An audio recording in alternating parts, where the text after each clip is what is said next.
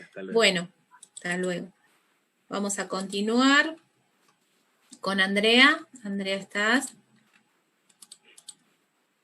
Bueno, muy buenos días para todos. Hola, Andrea, ¿cómo estás? ¿Todo bien? Bien, gracias. Bueno, Andrea Beltrán de Colombia, profesional de enfermería, especialista en gerencia de salud pública, con perfil orientado a la planificación, organización, dirección y control de procesos productivos y administrativos. Capacidad en liderar, entrenar, dar coaching y fomentar el trabajo en equipo para el logro de resultados de alto desempeño. Fortalezas como perseverancia, creatividad, liderazgo, trabajo en equipo y comunicación. Con destacada experiencia en todas las funciones administrativas, asistenciales de salud pública, vigilancia epidemiológica, asistencia técnica y auditoría en IPS y en resolución 4505, adherencias a guías de manejo, programas de PI y IAPI, generación de informes y indicadores, gestión de calidad, planes de mejoramiento, RES 2003 y seguridad del paciente, manejo del paciente crítico de urgencia, consultas externas, salud ocupacional, investigación y docencia.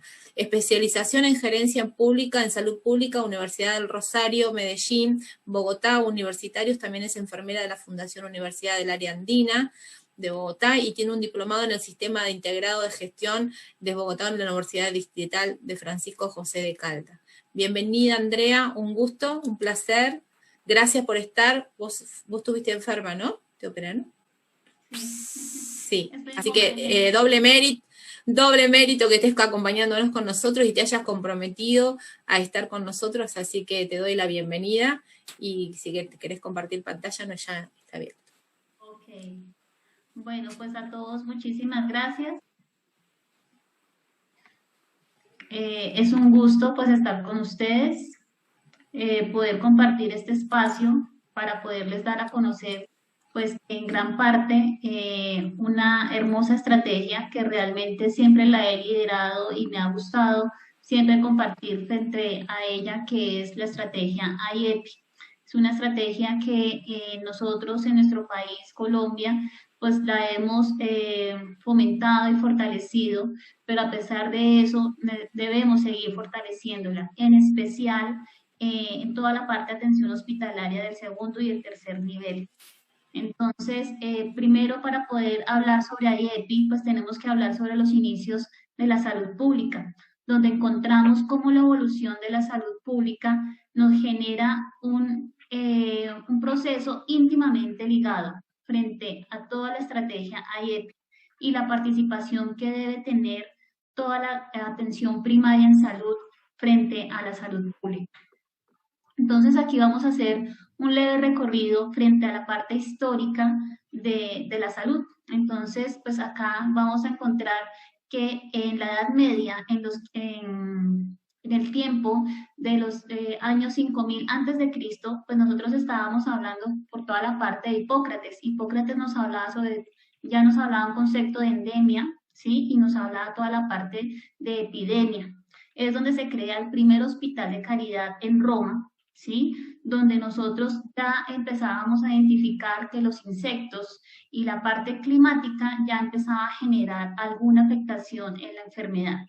Después seguimos con toda la parte de la edad antigua, donde empezamos a encontrar también todos procesos infecciosos, ¿sí? Que la enfermedad ya se empieza a generar y se empieza también a identificar que es un problema como un castigo de Dios, la enfermedad, ¿sí? Donde se le atribuye a castigos o problemas enviados de dioses por toda la parte de enfermedad.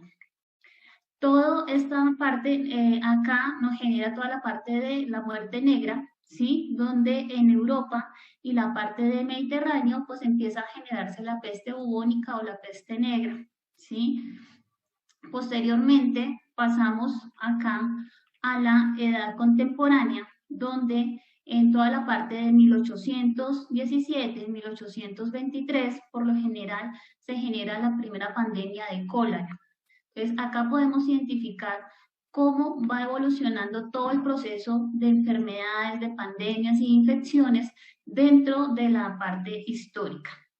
Ya en la parte también contemporánea, nosotros ya empezamos a hablar toda la parte de inmunización, en especial la parte de tuberculosis, ¿sí? Encontramos la inmunización antituberculina, ¿sí? Para proteger a los niños. Después empezamos toda la parte de erradicación de la viruela. Y en 1978 ya empezamos a hablar toda la parte sobre atención primaria en salud, en especial todo lo que hablábamos de Alma Ata, ¿sí? Donde se establece una salud para todos. Es aquí donde nosotros ya empezamos a hablar sobre una atención primaria en salud. En la parte ya del siglo XIX, ¿sí? 17 y al siglo XIX, ya se empieza a hablar toda la parte de una macroeconomía, donde pues el objetivo es identificar el impacto que genera la salud frente a los individuos, ¿sí? Y el avance frente a un desarrollo de un país. Acá ya empezamos a hacer en el siglo XIX y en el siglo XX toda la parte, empezamos a identificar natalidad, toda la parte de mortalidad, las defunciones, ¿sí? A nivel mundial, donde pues empezamos a encontrar cuáles son los procesos que se identifican dentro de todas las atenciones que se hacen en salud. Ya en el siglo XXI nosotros ya empezamos a hablar sobre unos avances científicos, toda la parte de procesos que también estos están influenciados en especialmente a todas las pandemias, endemias que hablamos ahorita anteriormente, a las guerras. Esto nos hace que se generen bastantes avances científicos. Posteriormente, pues ya con esto empieza a surgir todo lo que es la Organización Mundial de la Salud y posteriormente la Organización Panamericana de la Salud, donde esto también nos empieza ya a mostrar un aumento en la tasa de natalidad y una esperanza de vida, ¿sí? Acá, adicional, encontramos todos los avances que se generan frente a la prematuridad, a las inmunizaciones, todo lo que es vacunación. Empezamos a generar protocolos para la tuberculosis y la malaria. Ya acá con esto, al momento que ya se identifica como tal, ya no la parte preventiva, ¿sí? Como si ustedes ven en todo el trayecto, vemos todo un proceso preventivo, ya empezamos a ver un proceso de promoción. Por eso ya se empieza a generar todos los avances en promoción y prevención, la parte de control prenatal, crecimiento y desarrollo, y a su vez también ya empezamos a ver la parte laboral. Entonces acá es donde ya empezamos a identificar todas las normas que se empiezan a establecer con referente a la parte de salud ocupacional.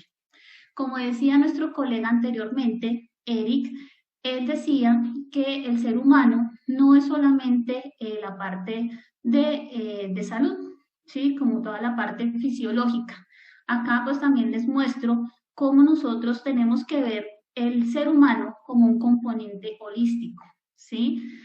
Obviamente pues el ser humano tiene la parte física, que es todo su componente biológico y celular de los individuos como tal, toda su parte anatómica y fisiológica. Pero adicionalmente también tiene su parte intelectual, donde acá todo ser humano se desarrolla y actúa para sus cuidados y atención de salud frente a los conocimientos adquiridos, ¿sí? Esto quiere decir frente a lo que conozca la persona o también conozcan sus ancestros o sus familiares. Como ustedes muy bien saben, cuando una persona se enferma, por lo general, lo primero que se busca es los cuidados caseros, ¿sí? Y esos cuidados dependen al conocimiento que tenga mi mamá, mi abuelo o alguno de mis familiares, vecinos o amigos que me ayudan a brindar esos conocimientos o a conocimientos adquiridos directamente desde la parte académica. Tenemos otros que es la parte social, donde la influencia también genera unas costumbres y unos hábitos de una comunidad. En nuestro país nosotros tenemos bastante distribución y toda la parte étnica, nosotros tenemos muchas diferencias, ¿sí? A nivel solamente en nuestro país también contamos con departamentos, municipios, digamos actualmente yo me encuentro aquí en Bogotá, pero es muy diferente las costumbres y los hábitos de Bogotá estamos al interior del país que a la zona costera, ¿sí? Es toda la parte de costa atlántica, costa pacífica, que eso también nosotros tenemos que diferenciar en los usuarios, ¿sí? Y diferenciar en todo lo que es toda la parte de individuos, toda la parte de nuestros pacientes. Nosotros a veces pensamos que todos los pacientes son iguales, ¿sí? Y esto a la parte social influye en gran medida toda parte del sistema de salud que nosotros debemos ver y revisar en todo lo referente a una atención integral.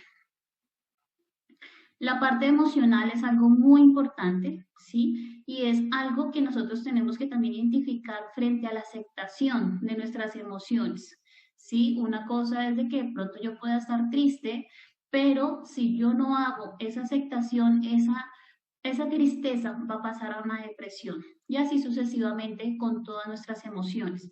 Es algo que también a veces desde el tiempo atrás se ha dejado a un lado y no es menos importante que la parte fisiológica del ser humano. Entonces, a veces las partes emocionales se transmiten, ¿sí? O se empiezan a representar a través de dolores, a través de enfermedades, que es algo que también tenemos que tener en cuenta.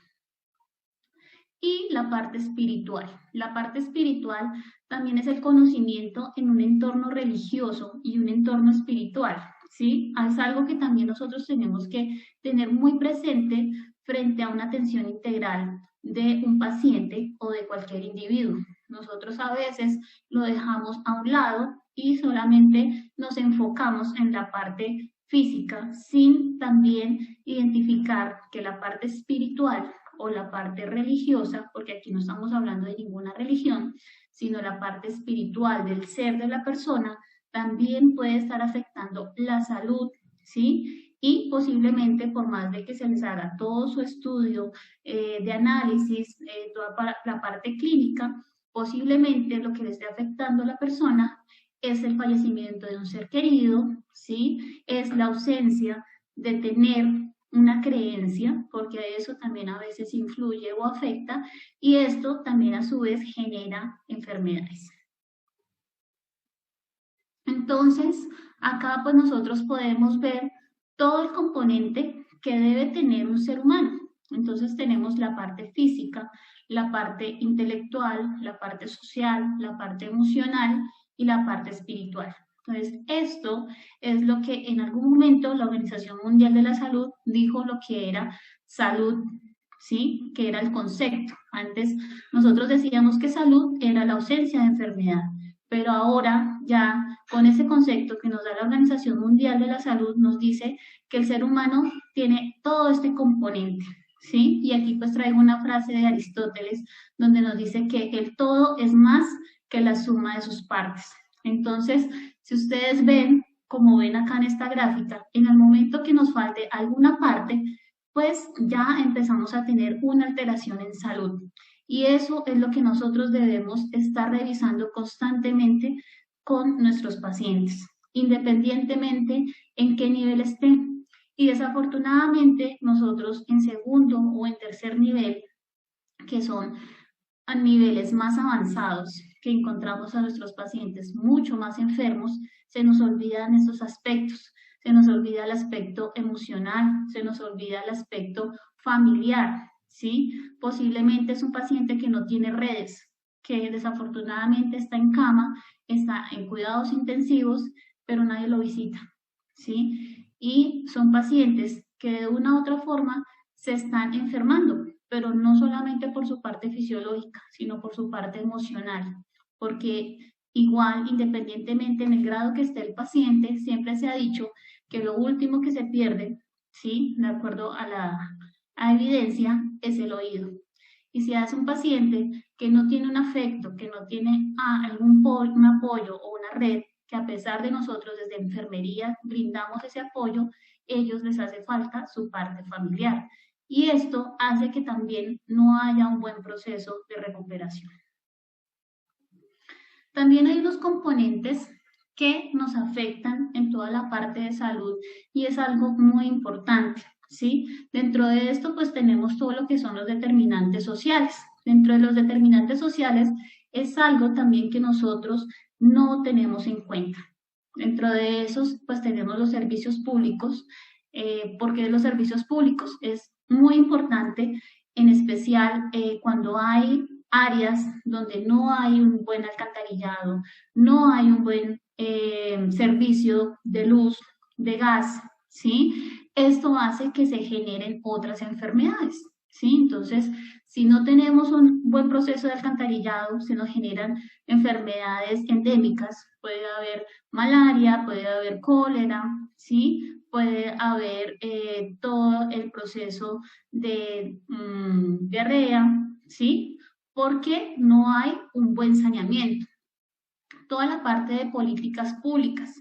¿Por qué políticas públicas? Si nosotros dentro del Estado no tenemos unas buenas políticas que nos generen y sea garante de nuestros servicios de salud, obviamente empezamos a tener bastantes dificultades porque no todas las personas pueden tener los mismos beneficios o derechos frente al acceso de salud. Y pues esto conlleva a las barreras. Entonces, las barreras pueden ser múltiples. ¿Sí? Desafortunadamente, en nuestro país se generan muchas barreras de acceso en el sentido para una atención, ¿sí? Se tiene que tener ciertos procesos, ciertos niveles, donde se generan bastantes barreras por una autorización, por una aprobación, por una remisión, porque el médico le faltó cierta palabra, entonces devuelven la autorización, devuelven el proceso y así se va generando barreras. Estas barreras generan tiempo y este tiempo a veces es crucial para nuestros pacientes, ¿sí? También hay barreras demográficas. En nuestro país tenemos sitios muy distantes, ¿sí? Por ejemplo, el Chocó para, por ejemplo, atenderse a un nivel segundo o un tercer nivel, ellos tienen que ir en lancha o en chalupa, como se dice acá, más o menos de 3 a 5 horas, ¿sí? Y después ahí sí poder tener una atención de segundo o tercer nivel. Entonces, todas estas barreras deben ser evaluadas para poder realmente generar una atención integral, dado que toda esta influencia pues genera que no podamos tener una atención como debe ser, ¿sí? Y todos estos determinantes pues influyen en gran medida todo el proceso de atención. Algo que pues quiero aquí compartirles es unas palabras que a veces nos hablaba nuestro salubrista, que fue quien nos trajo toda la parte de salud pública aquí en Colombia, que es el doctor Abad Gómez. Él nos hablaba sobre las 4 A's. Él decía que para que hubiera una igualdad en toda la parte de atención en salud, el paciente primero o el ser humano o el individuo, lo primero que debía tener era agua, ¿sí? Un agua limpia para que pues pueda ser importante para toda la parte de la atención en salud. Posteriormente también nos hablaba del aire, ¿sí? Tenía que ser un aire bueno para respirar. Y si ustedes miran, hoy en día vamos encontrando que esos componentes son vitales. Y en especial ahorita con todo lo del COVID, estamos viendo que si no tenemos un aire bueno, un aire limpio, pues empezamos a generar problemas. Posteriormente, él nos hablaba sobre el abrigo. El abrigo es toda la parte de protección, la parte del regocijo que uno debe tener con toda la parte de la vivienda, la seguridad, ¿sí? Que esa uno por lo general la encuentra en sus hogares. Y por último, y que no es menos importante, que es el amor.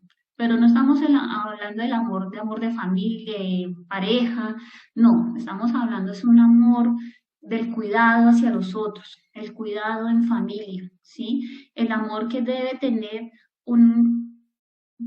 nosotros a sí mismos, el cuidado a sí mismo, ¿sí? Entonces, él decía, igual como ven acá esta gráfica, si faltaba algún componente de estos, pues ya no había salud, ¿sí? Y realmente pues tenía mucha razón. ¿Cuántas personas también, si no tienen el componente de amor, de un cuidado, y vuelvo y reitero, porque pienso que es algo muy importante, toda la parte de compasión, la parte de solidaridad, es súper importante para la recuperación de cualquier ser humano. Y cuando tenemos este gran aporte o ingrediente, digámoslo así, que se llama amor, todo puede salir excelente y todo puede mejorar independientemente si es un problema físico. Acá, pues digamos, hablamos toda la parte sobre el desarrollo humano. Entonces, el desarrollo humano nos habla que empezamos a generar ciertas actividades para que realmente haya un desarrollo. En este desarrollo humano, este lo traigo del informe que se realiza en 2016, donde nos dice que para que haya un desarrollo humano se debe generar oportunidades a las personas, ¿sí? Cuando se generan estas oportunidades, ¿sí? Que a veces a nivel mundial no las tienen las personas, entonces se empieza a ver una inestabilidad en todo nuestro desarrollo. Pero cuando hay como tal esa oportunidad, se empiezan a generar unos procesos y unos resultados, ¿sí? Con esos procesos y con esos resultados empezamos a identificar cómo esto puede influir para todo el proceso de este desarrollo que se necesita pues a nivel global, ¿sí? Con esto nosotros podemos generar unas capacidades humanas. Estas capacidades son todas las acciones que puede realizar el ser humano en beneficio o en pro de su salud, ¿sí? Entonces, ¿qué capacidades tiene el ser humano para poder desarrollar, ¿sí? Ciertas habilidades, ¿sí? O aptitudes para que pueda generar un avance.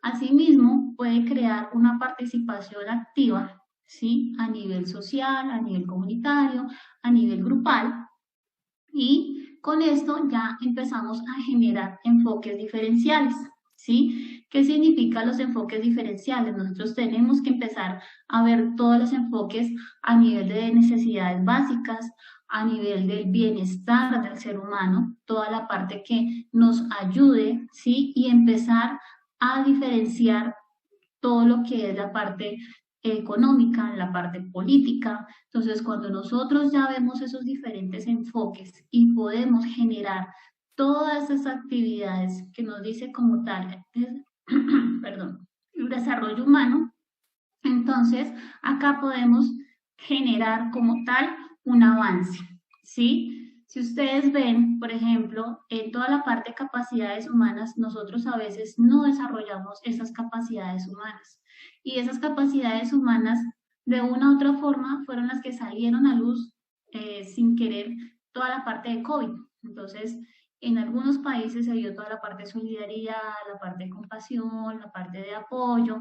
Entonces, esas capacidades, ¿sí? El cuidado propio, ¿sí? Que pues no está así como, digamos, todavía tan fortalecido, donde me dicen, tienes que cuidarte, tienes que colocarte el tapabocas, no debes salir, el distanciamiento social. Entonces, esas son capacidades humanas que se deben desarrollar, ¿sí? Y que de una u otra forma, ¿sí? Empezamos a desarrollarlas. Pero es súper importante que empecemos a desarrollarlas en beneficio tanto propio como en la parte grupal y comunitaria. Entonces aquí ya les empiezo a hablar sobre toda la parte de IEPI. Entonces, IEPI es como tal una estrategia que creó la Organización Mundial de la Salud, ¿sí? Donde se creó en el año 96, pero para Colombia se empezó a desarrollar o a ejecutar en 1999. Pues digamos, es el logo que se hizo para nuestro país, Colombia, pues donde tiene algunos componentes específicos. Ustedes ven, pues el corazón está con los colores de nuestra bandera, amarillo, azul y rojo. IEPI pues va en color rojo porque quería mostrar la fortaleza y la vitalidad que necesitaba la estrategia, en especial en los niños, por eso se ven acá los niños, y un fonendoscopio, que el fonendoscopio hablaba sobre toda la parte médica. Entonces, esa es como una parte de la explicación del logo de la estrategia IEPI. Y pues digamos su eslogan que era porque mi vida hay que protegerla hoy, ¿sí? IEPI es una estrategia que está enfocada principalmente en todo lo que es la atención de niños menores en 5 años y toda la parte de gestantes. Entonces, dentro de IEPI, nosotros estamos hablando sobre un proceso que se debe tener para cada evaluación o gestión que se realice con estos pacientes. IEPI, a nivel que empezó, pues empezó a nivel comunitario, ¿sí? ¿Cómo era el proceso? El proceso era a través de promotores que existían en esta época de nuestro país, que iban casa a casa, donde hacían el proceso que ustedes ven acá de evaluar, clasificar, determinar un tratamiento, enseñarle a la madre, ¿sí? Toda la parte de alimentación, garantizar una consejería y se brindaba una atención al seguimiento. Entonces, nuestros promotores iban en casa, como les decía, por la parte demográfica, por la diferencia que existía de tiempos, ¿sí? Entonces, si había una mamá con un niño que se demoraba 3 a 4 horas llegar al hospital o a un sitio, a un centro de atención, entonces el promotor le brindaba ciertas estrategias o cierta información para primero cuidarlo, ¿sí? En el sentido de que no se fuera, en caso, pues para no congestionar un hospital o para no hacer el viaje de 3, 4 horas. Y dos, en caso de que estuviera el niño mal, ¿sí? O regular, pudiera atenderlo con las cosas que se podían manejar y que se podía atender en casa. Y también los signos de peligro, ¿sí? Entonces, en primer lugar, lo que se hará evaluar. Entonces, se llega a la casa, ¿sí? Del niño o de la gestante, se evalúa cuál es la condición de ella o del bebé y siempre se evalúa a través de semaforización. ¿Sí? Entonces, si no tiene signos de peligro, se deja una semaforización verde. Si presenta algún signo, ¿sí? O síntoma que puede no necesariamente de peligro, pero de alarma, se deja en una semaforización amarilla. Y si tiene algún signo de peligro, ¿sí? De peligro, ahí ya el paciente se empieza a semaforizar con color rojo. ¿Sí? Cuando ya nosotros tenemos un paciente semaforizado con color rojo, ya identificamos que el paciente tiene que ser remitido. Entonces, si está en la casita, tiene que irse a un centro médico, ¿sí? Si está en un centro médico primario, o sea, de primer nivel, este paciente tiene que ser remitido a un segundo o tercer nivel. Entonces, digamos, esto es lo que empieza en la IEPI comunitaria, que fue como arrancó en primer lugar el IEPI. Después, entonces, cuando ya se hace esa clasificación, se empieza a determinar el tratamiento. Entonces, depende de la semaforización que haya tenido en la evaluación, podemos empezar a determinar el tratamiento. Si es un tratamiento en casa, ¿sí? Si es un tratamiento que toca ser atendido en primer nivel o es un tratamiento que se debe hacer en segundo o tercer nivel.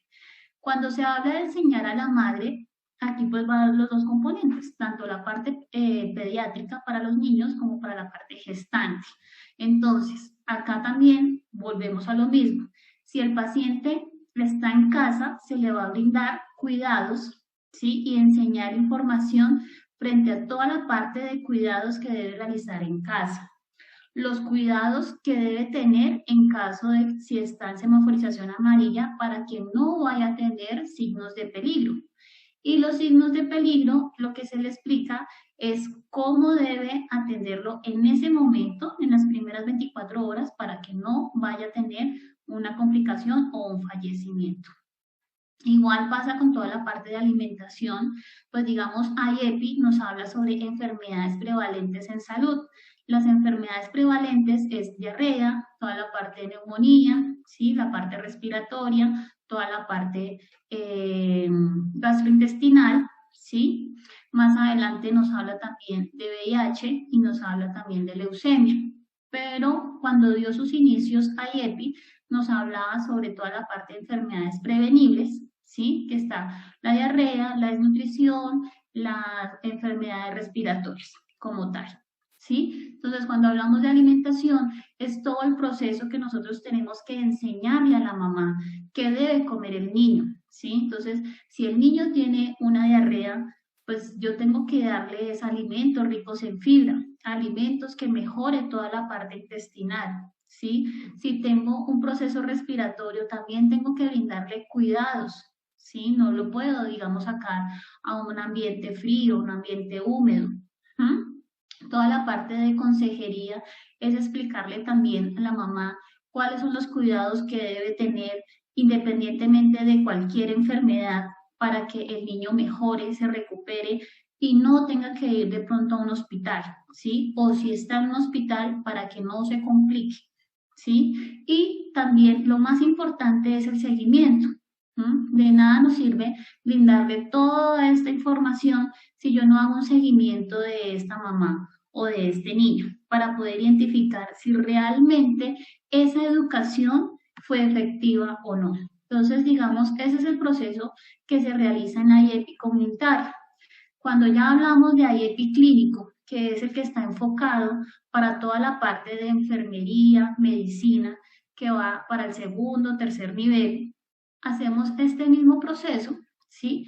Pero en toda la parte de triage, ¿sí? Entonces, en triage es donde nosotros empezamos a evaluar el niño, ¿sí? Cuáles son los signos, cuáles lo que signos y síntomas que tiene. Entonces podemos decir, este niño tiene una enfermedad diarreica aguda, ¿sí? O tiene una infección respiratoria aguda, ¿sí? Bastante grave, donde ya la empezamos a clasificar.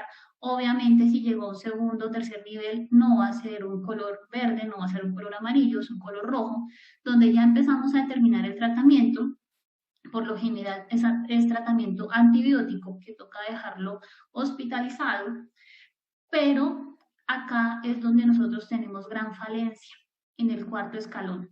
Nosotros no hacemos enseñanza o no hacemos educación a la madre, ¿sí? Entonces corremos a hacerle el tratamiento, lo canalizamos, hacemos todo el proceso de administración de antibióticos, de información, pero se nos queda algo muy importante, la parte educativa, que es la que no le brindamos a nuestros pacientes. ¿Y qué es lo que pasa ahí? Como no le brindamos la parte educativa, el niño se mejora, se regresa para la casa y el niño a los 8 días vuelve y nos llega por una diarrea.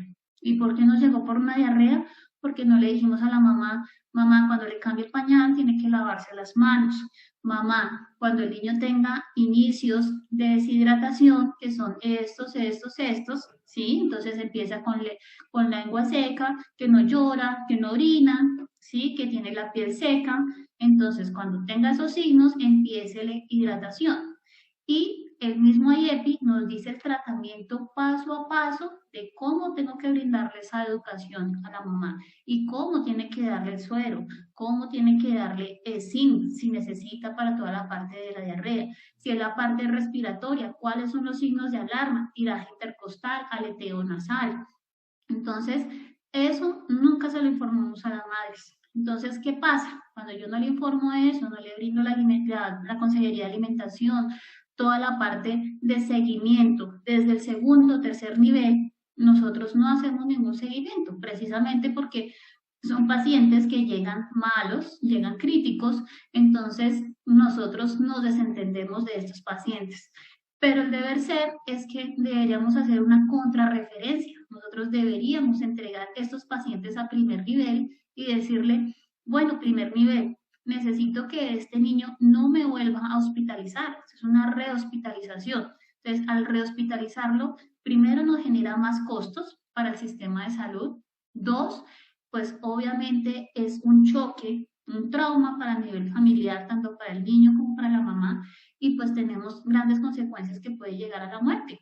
Y como les digo, si hay esas barreras de acceso, donde es una mamá que vive a 3, 4 horas, 5 horas, posiblemente cuando ella regrese, de pronto no alcance a llegar el niño con vida. Entonces, esto es súper importante porque se nos está olvidando la parte educativa. La parte educativa es muy importante en cualquier nivel y es algo que a veces nosotros lo dejamos atrás, ¿sí? Acá en nuestro país nosotros hacemos toda la parte de evaluación, clasificación, determinar el tratamiento, pero los últimos escalones a veces se nos olvidan, ¿sí? Y nos falta todavía un proceso más acertado, un proceso más consolidado para hacer toda esta gestión. Entonces, dentro de las instituciones tenemos pues la parte de intervención, tenemos la intervención institucional, que es lo que estábamos hablando frente al proceso de que se debe hacer a nivel de institución, ¿sí? Entonces, acá nosotros en nuestro país tenemos los jardines infantiles, donde atienden a nuestros niños, ellos manejan también especialmente lo de IEP. Entonces, una parte institucional es todo lo que es el Instituto Colombiano de Bienestar Familiar, que son donde brindan toda la parte de jardines infantiles. Y acá en Bogotá tenemos la Secretaría de Integración Social, que nos brinda toda parte de esta intervención. Tenemos también la parte familiar, que era lo que yo les decía, cuando uno puede hacer una intervención directamente en familia, ¿sí? En este caso, pues serían los promotores en salud y las intervenciones que se pueden hacer a nivel de IPS y EPS, que es lo que vamos a ver más adelante. Dentro de la estrategia IEPI, como les decía, nosotros lo que buscamos es poder brindar una atención en todos los cursos de vida. Nosotros acá en nuestro país tenemos nuestra política que se llama país como tal, se llama el Plan de Atención Integral en Salud, donde empezó a hablar sobre cursos de vida, ¿sí? Entonces, los cursos de vida, pues empezamos desde la parte de los 0 años, ¿sí? Que empezamos a hablar sobre lo que es primera infancia, infancia, adolescencia, juventud y adultez, ¿sí? En todos estos cursos de vida nosotros pues empezamos a generar todas las acciones de promoción y prevención. En IEPI exclusivamente pues tenemos todo lo que es atención en menores de 5 años y gestantes. Pero esto no quiere decir que nosotros también no tengamos en cuenta los otros grupos etarios o cursos de vida que también son importantes en toda la parte educativa. ¿Qué beneficios trae IEPI? Entonces, de la parte política, ¿por qué? Porque en la parte política nos puede ayudar a que sea un país más desarrollado al momento de que nosotros podamos generar mayor acción, además que ante los objetivos del desarrollo sostenible, estamos hablando que tenemos que tratar de mitigar toda la parte de mortalidad materna, toda la parte de mortalidad en niños, ¿sí? Entonces, esto también nos ayuda a toda la parte de mejora política que debemos tener en un país. La parte económica, obviamente, porque al momento que nosotros podamos tener un cuidado preventivo, ¿sí? No vamos a generar primero, como hablaba al comienzo, de que se generen más casos o hospitalizaciones de situaciones prevenibles. Entonces, pues un niño que tenga un fallecimiento por diarrea o un niño que tenga un fallecimiento por enfermedad respiratoria aguda, pues es algo inaudito. Entonces, por eso al momento de que se puede hacer la parte preventiva desde el primer nivel, segundo, tercer nivel, pues esto hace que se generen unos costos en toda la parte de hospitalización, en la parte de UCI, toda la parte de un reingreso, ¿sí? Y obviamente, pues esto genera también beneficios para el sistema de salud. Y obviamente, pues para la parte social, al momento de que nosotros tengamos un buen proceso en todo lo que es natalidad, morbilidad y mortalidad, pues esto también nos ayuda a que tengamos pues una sociedad sana. Entonces aquí, ¿cuáles serían las acciones que se requieren para implementar la estrategia IEPI en las instituciones hospitalarias? Como les decía, esto es un proceso que va desde el primer nivel, pero no quiere decir, y es algo que pronto sí quiero enfatizar, es que la promoción y la prevención no es exclusiva de primer nivel y es algo que nosotros tenemos que de pronto abrir ese paradigma, porque al momento que se creó la atención primaria en salud y se empezó a renovar, ¿sí? Por la Organización Mundial de la Salud, empezó a decir que la salud es integral, ¿sí? Y el paciente no solamente va a estar en un primer nivel, sino también va a estar en un segundo, un tercer nivel, que son las instituciones hospitalarias.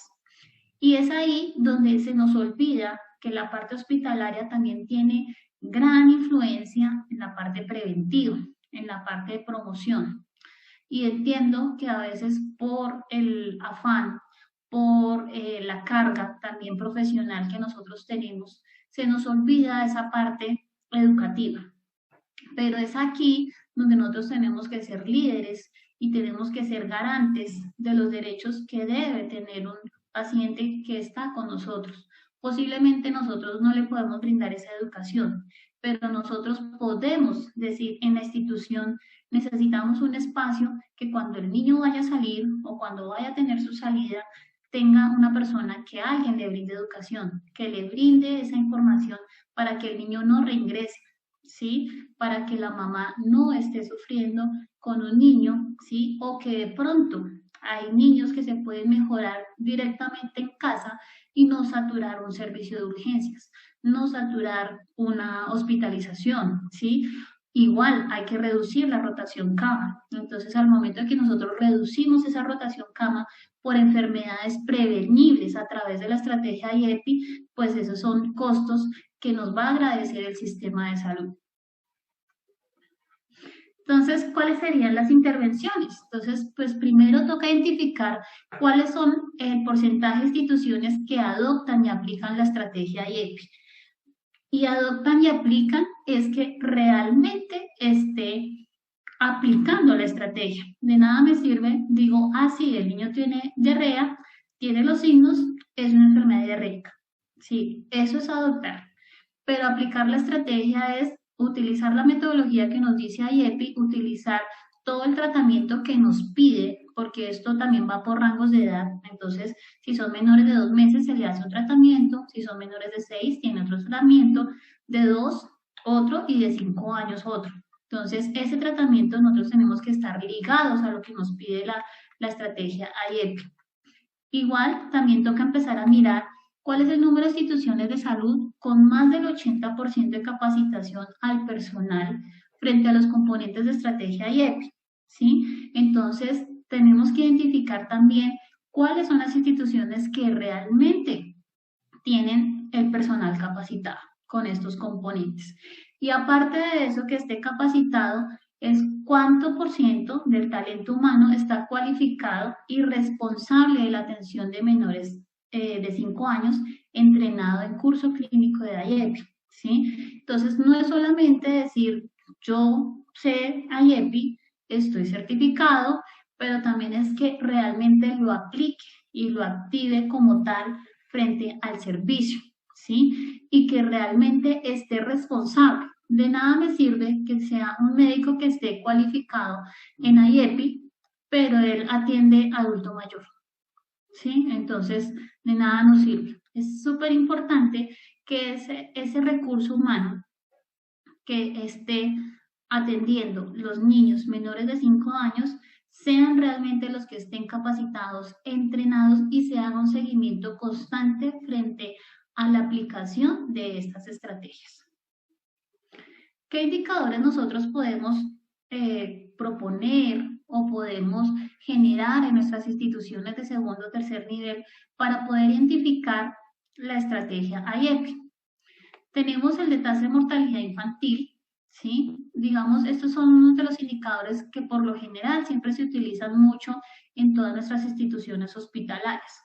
Pero entonces decimos, nuestra tasa de mortalidad infantil fue del 5, fue de 6.0, pero no estamos identificando por qué se está generando esa mortalidad, ¿sí? Entonces, es ir más allá de un indicador, de un dato, es cómo podemos poder bajar esa tasa.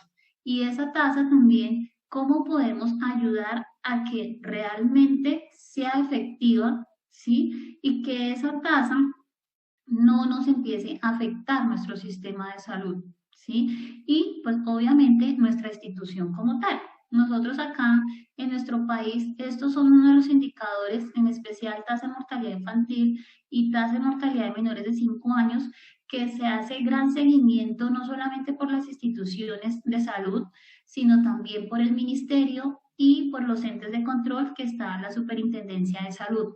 Entonces, estos son dos indicadores fundamentales donde se puede identificar cómo está realmente la atención en un nivel hospitalario. Entonces, pues, obviamente, si tenemos la tasa de mortalidad infantil supervolada y la tasa de mortalidad de menores de 5 años, pues estamos diciendo, esta entidad no nos sirve, porque prácticamente está dejando morir a los niños.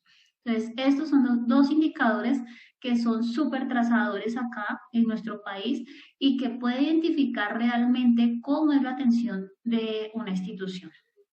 Y tenemos el tasa de mortalidad por patologías objeto de la estrategia IEPI en niños menores de 5 años. Entonces, este es un indicador también propuesto que no se utiliza realmente, pero sí debería ser importante en nuestras instituciones de salud para poder identificar que posiblemente la tasa de mortalidad no es por una patología realmente, ¿sí? Que afecte directamente a los niños por una infección X, sino que también nos está influyendo, son por enfermedades prevenibles, ¿sí? Que es una mortalidad que yo hubiera podido prevenir a través de la parte educativa, a la parte promocional y toda la parte de una estrategia que se llama IEPI.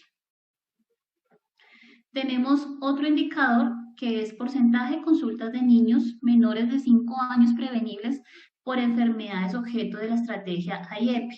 Entonces, esto también es algo que les comentaba. Entonces, si yo veo que en mi institución cada vez se me está incrementando las consultas de enfermedad diarreica aguda, de enfermedad respiratoria aguda, claramente puede haber afectado también el clima, ¿sí? Entonces, al cambio estacional, al cambio a nivel ambiental, obviamente se nos va a incrementar acá la parte respiratoria, ¿sí? Pero si son niños recurrentes, son niños que siempre tienen la misma patología, que vienen a reingresos y que cada vez se me está incrementando, pues yo debo empezar a hacer como un monitoreo de esos indicadores, a ver qué es lo que está pasando y qué estrategia yo puedo hacer.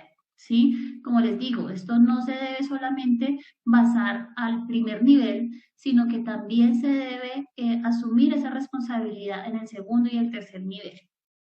Y otro es el número de consultas menores de 5 años a los servicios de salud de las EPS en un periodo que sean también prevenibles por enfermedades objeto de la estrategia IEPI.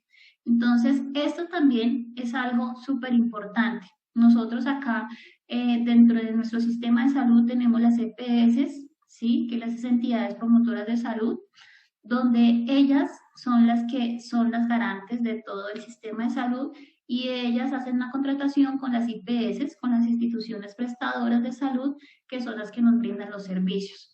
Pero la EPS es la garante de todo el servicio de salud, entonces también la EPS tiene que estar inmersa, ¿sí? En el seguimiento de estas consultas, ¿sí? Porque es allí también donde pueden identificar cuál es la brecha o cuál es la dificultad que se está presentando, por qué los niños se están enfermando tanto y por qué están yendo tanto a las instituciones de salud. Porque al momento en que se pueda captar esto, esto nos ayuda a reducir costo, ¿sí? O también nos puede generar también un problema, como les decía, rotación cama, hospitalización, cuidados intensivos, que es un sobrecosto para tal como a la EPS. Entonces, ¿qué se debe hacer? Entonces, se debe crear una metodología en la institución donde se deba primero, pues, planear. ¿Qué debemos planear? Entonces, lo primero que tenemos es que empezar a identificar, ¿sí?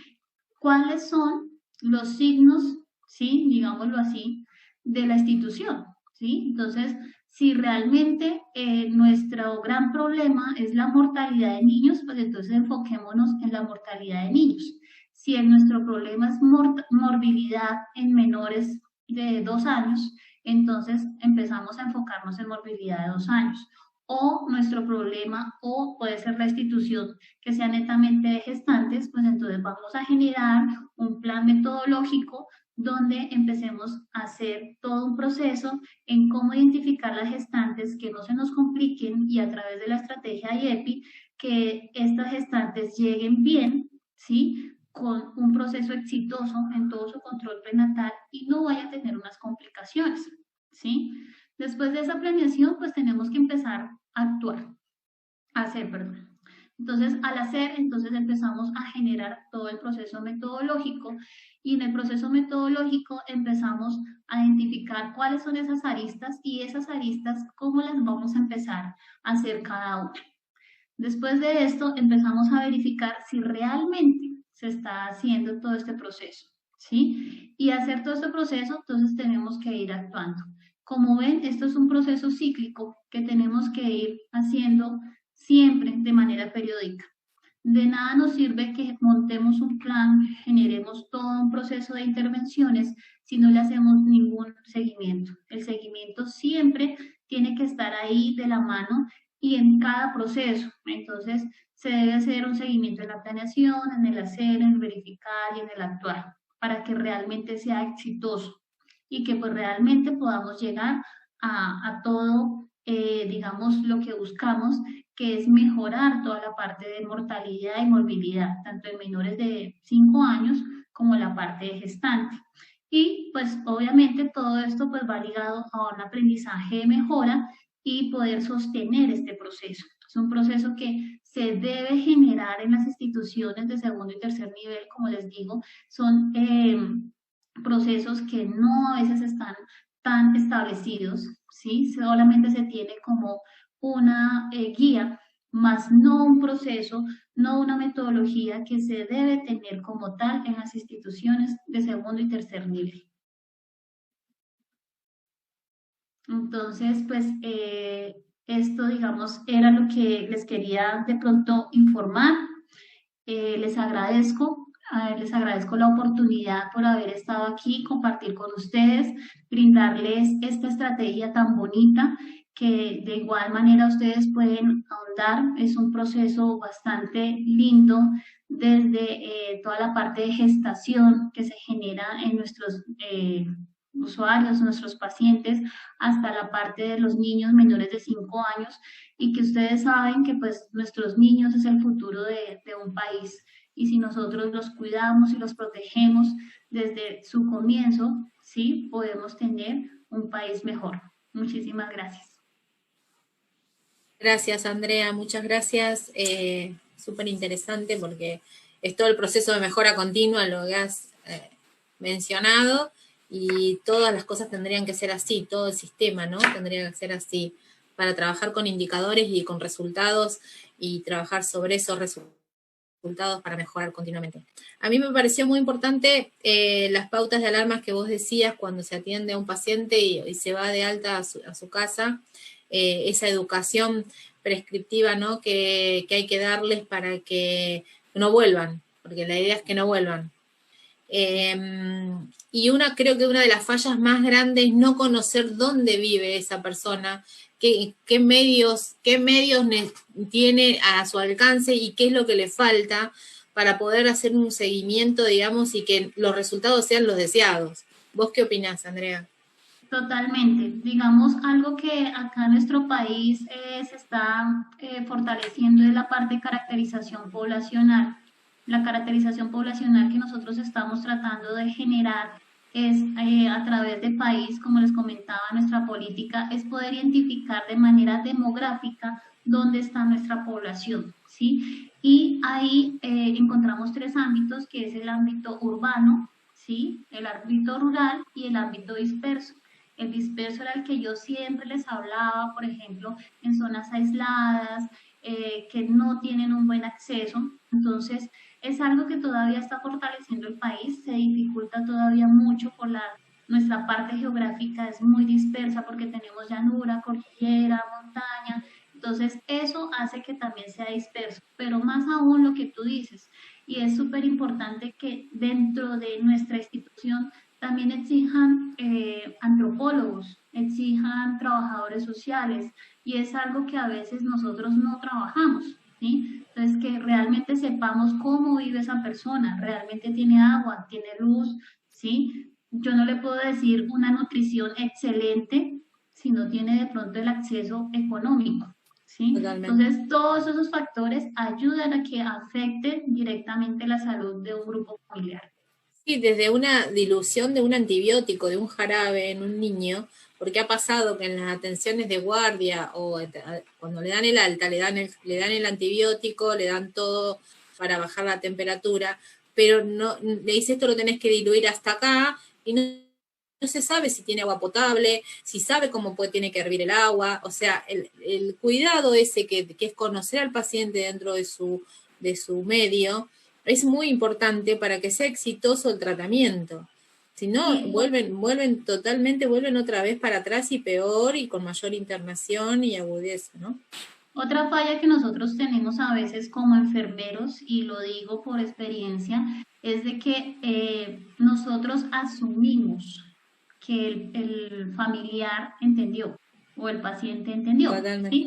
Entonces uno le explica así de afán, ¿entendió? Sí, señora, pero realmente nosotros no hacemos esa retroalimentación. En vez de decirle entendió, explíqueme usted hasta dónde tiene que hacer la dilución del jarabe, explíqueme usted cómo tiene que hacerle las inhalaciones. Entonces, a veces nuestra parte comunicativa hace que no sea tan efectiva con el usuario, ¿sí? Y con la Totalmente. parte de nuestro paciente. Totalmente. A mí me pasó un caso cuando trabajaba como enfermera hace años, una paciente que se volvía a internar por hiperglucemias, una paciente que vivía en el campo, y ella me decía, no, dice, yo cumplo con las indicaciones, cumplo con la dieta, cumplo con todo, me aplico la insulina. Y se me ocurrió preguntarle, ¿y dónde guardas la insulina? Abajo de la mesada. Claro, no la tiene congelada, no la tiene refrigerada. Entonces, todo lo que vos hablabas a mí me hizo acordar un montón de experiencias que me pasaron y yo digo, la falta de comunicación y lo que vos decís, la retroalimentación, saber que el otro entendió de lo que estamos hablando, es fundamental, la comunicación directa. Eso es importante. Exacto. Eh, Preguntas no hay, solamente agradecimientos.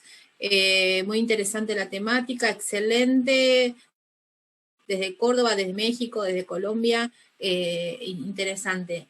Bueno, Andrea, yo la verdad que te agradezco, un placer escucharte y la verdad que este plan de atención sería exitosísimo si podríamos lograr todo esto que vos decías, ¿no?